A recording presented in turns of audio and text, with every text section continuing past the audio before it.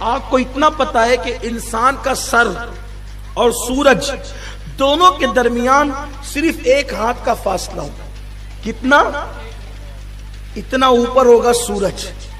آج چوتھے آسمان سے چمکتا ہے پیٹھ کی طرف سے تو کتنی دھوپ لگتی ہے. اس دن چہرے کی طرف سے چمکے گا. یہ کہانی قصہ نہیں، حضور کی حدیث ہے. سر ایسے کھولیں گے بھیجے جیسے چولہے پہ رکھی ہوئی ہانڈی کے اندر پانی کھولتا ہے. سارے انبیاء آدم علیہ السلام سے لے کے عیسیٰ علیہ السلام تک ہر نبی کہے گا نفسی نفسی، آج میری فکر مجھے ہے. اور لوگ ان کے پاس مدد کے لیے جائیں گے تو کہیں گے اذهبوا الی غیری، جاؤ کسی اور کے پاس. حضرت آدم بھی کہیں گے اذهبوا الی غیری، جاؤ کسی اور کے پاس. نفسی نفسی، آج تو مجھے اپنی فکر ہے. انبیاء کرام، آج کل آپ یہ سمجھتے ہیں کہ صرف نماز پڑھ کے آپ جنتی ہو جائیں گے. اگر صرف نماز پڑھ کے ڈائریکٹ جنت ملے گی تو کیا آدم علیہ السلام نے نماز نہیں پڑھی؟ آدم علیہ وہ کہیں گے نفسی نفسی. حضرت ابراہیم علیہ السلام کہیں گے نفسی نفسی. حضرت موسیٰ علیہ السلام کہیں گے نفسی نفسی. بلکہ یہاں تک کہ کعب احبار کہتے ہیں کہ یہ انبیاء اپنے گھٹنوں کو زمین پہ ٹیک کر سر سجدے میں رکھ کے کہیں گے اللہ آج ہم اپنے لیے مانگتے، کسی کے لیے کچھ نہیں مانگتے. حضرت عیسیٰ علیہ السلام کہیں گے مولا آج میں اپنی ماں مریم کے لیے بھی کچھ نہیں مانگتا، آج میں اپنی ماں مریم کے لیے بھی کچھ نہیں مانگتا، میں تو آج صرف اپنے لیے مانگتا ہوں، مجھے امان دے دے بس، مجھے اور کچھ نہیں چاہیے. بلکہ میرے بھائیوں یہاں تک حدیث میں آیا ہے کہ ماں باپ تمنا کریں گے کہ میرے بیٹے کو اللہ جہنم میں ڈال دے اور مجھے بچا دے. میرے بدلے میرا بیٹا جہنم میں چلا جائے، میرے بدلے میری بیٹی جہنم میں چلا جائے، میرے بدلے میری بیوی جہنم میں چلا جائے، میرے بدلے میرا شوہر جہنم میں چلا جائے. یہ ہوگا وہاں نفسا نفسی کا عالم. نفسا نفسی اسی کو کہتے ہیں. قیامت کو قیامت اسی لیے کہتے ہیں وہاں کوئی کسی کا پرسان حال نہیں. لیکن قربان میرے آقا علیہ السلام کے دیوانوں، آج جس نبی سے تم نے تعلق کمزور کر لیا نا، داڑیاں مڈا کر گٹروں میں پھینکتے ہو، نکڑوں پہ چوراہے پہ بیٹھ کے گانا سن کے اس نبی کا دل دکھاتے ہو، مسجدوں کو ویران کر کے نمازوں کو ترک کر کے اس رسول پاک کے دل کو تکلیف پہنچاتے ہو. جہاں پر کوئی کام نہیں آئے گا وہاں پر میرے آقا ایسے دوڑ رہے ہوں گے جیسے ایک ماں اپنے گم شدہ بچے کو ڈھونڈتی ہے. حضور تلاش کر رہے ہوں گے میرا امتی کہاں ہے، میرا امتی کہاں ہے. اور کیا ہوگا پتہ ہے؟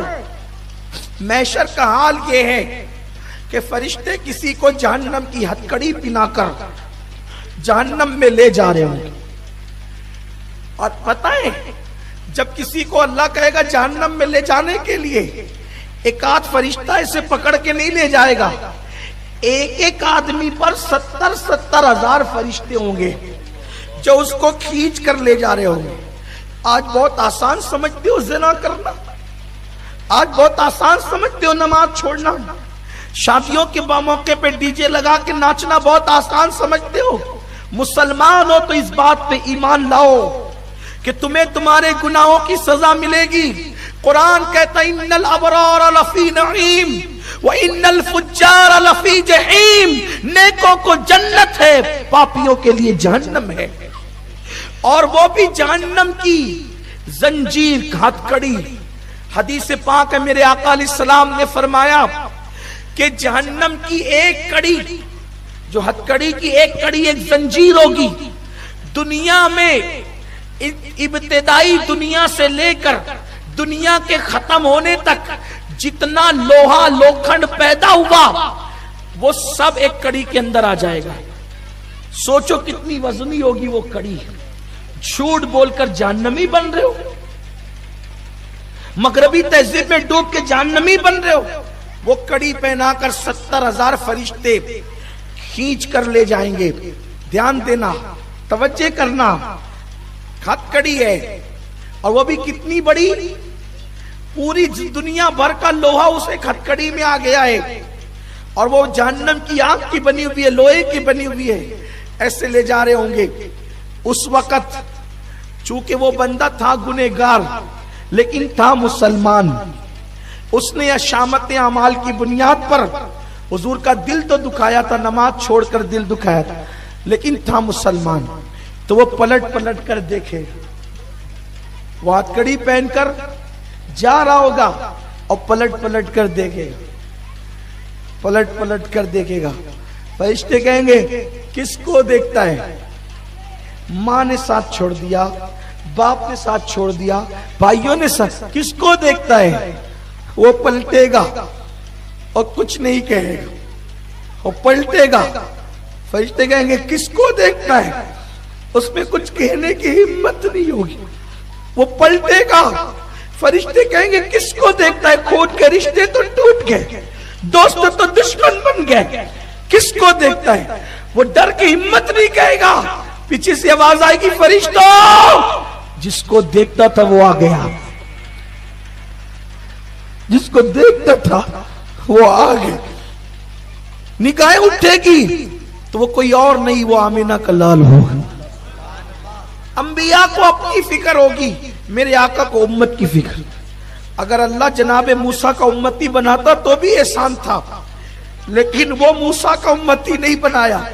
جس دن حضرت موسیٰ کہیں گے کہ اپنے لیے مانگتا ہوں، کسی کے لیے کچھ نہیں مانگتا، اللہ نے تو ہمیں کتنا قسمت والا بنایا نا، کتنی تقدیر والا بنایا کہ نبی بھی دیا تو وہ محبوب جس کو قیامت میں اپنی نہیں اپنی امت کی پڑی ہوگی۔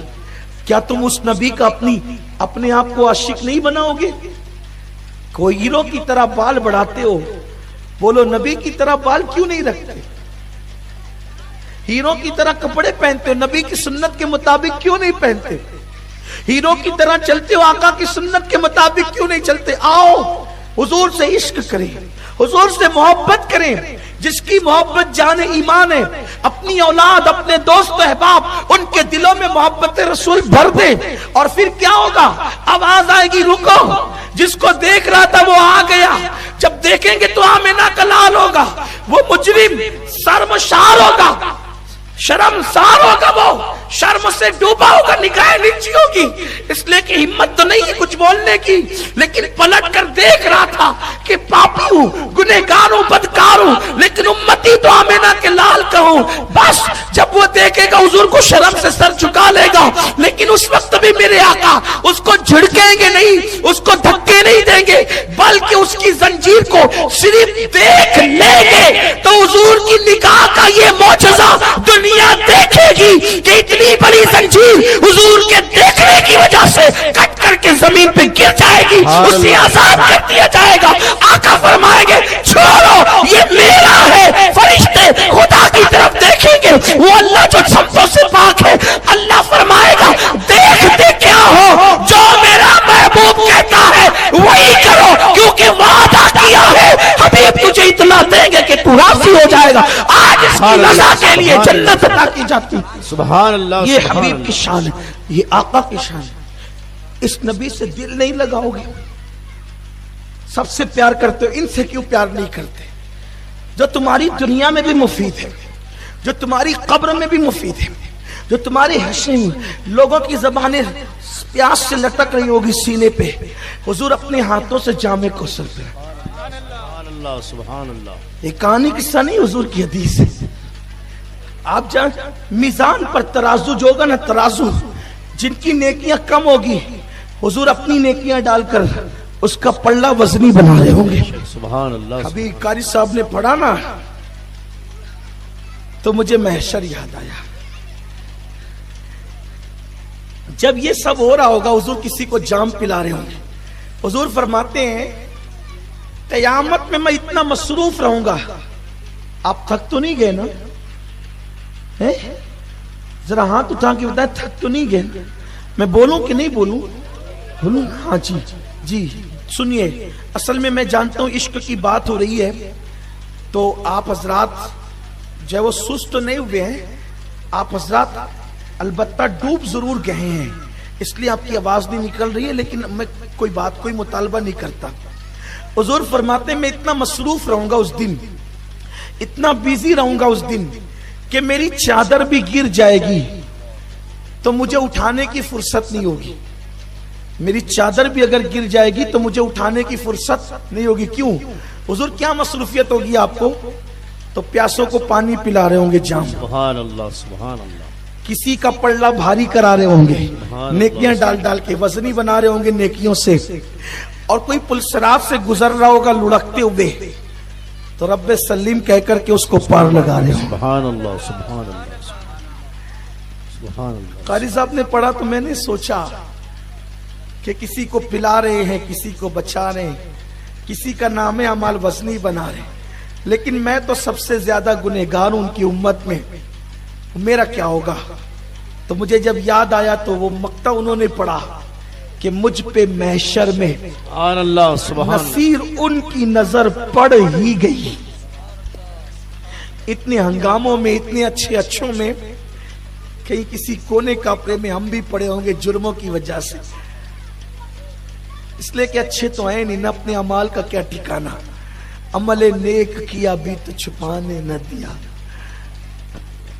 نفس بدکار نے دل پر یہ قیامت توڑی، عمل نیک کیا بھی تو چھپانے نہ دیا۔ کہیں ہم بھی پڑے ہوں گے تو کہا کہ مجھ پہ محشر میں نصیر ان کی نظر پڑ ہی گئی، کہنے والے اسے کہتے ہیں خدا کا کرنا، سبحان اللہ۔ اور وہ کوئی غافل تھوڑی ہوں گے،